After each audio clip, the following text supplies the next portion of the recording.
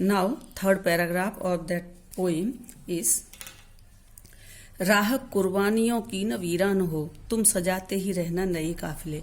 अब जो घायल वीर सिपाही है वो देश के युवा वर्ग से बोल रहा है कि राह माने रास्ता, कुर्बानियां यानी देश पर बलिदान होने की, वीरान मानी खाली न हो।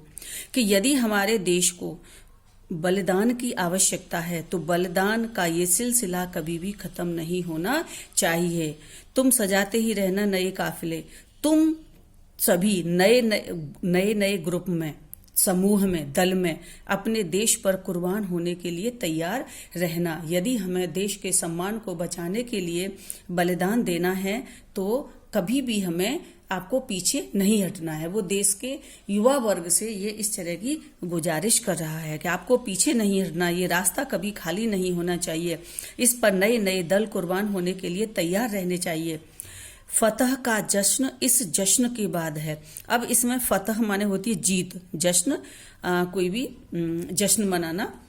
अब इस जश्न के बाद है, इस जश्न, ये जश्न कौन सा है? ये जो शहीद हो रहा है, वो जो अपनी शहादत को एक जश्न मानता है, वो कह रहा है कि इस समय तो हम जश्न मना रहे हैं क्योंकि हम अपने देश पर कुर्बान हो रहे हैं, बलिदान हो रहे हैं, शहीद हो रहे हैं, तो ये हमारा जश्न है। लेकिन हम बलिदान होकर अपने देश को बचाएंगे, उसकी सुरक्षा को कायम रखेंगे, उसके पवित्रता को बनाए रखेंगे, तो उसके बाद फिर हमारी जीत होगी। और उस जीत का जश्न तुम्हें मनाना है, तुम उस जीत के जश्न को मनाओगे।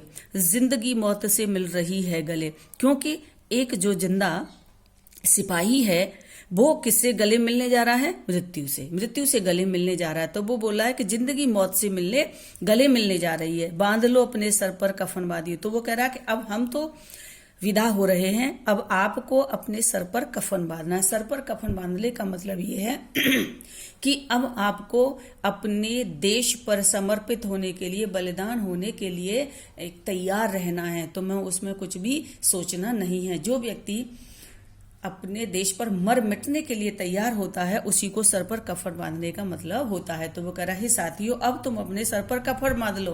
कभी भी तुम्हें अपने देश पर बलिदान होने की आवश्यकता पड़ सकती है, तो तुम उसके लिए तैयार रहना, क्योंकि ये वतन, ये देश अब तुम्हारे हवाले है, तुम्हारे हाथ में है। क्योंकि अब हम तो यहाँ से विदा हो रहे हैं, अब इसकी सुरक्षा का दायित्व आपके ऊपर है। ठीक है, okay, thank you, have a nice day.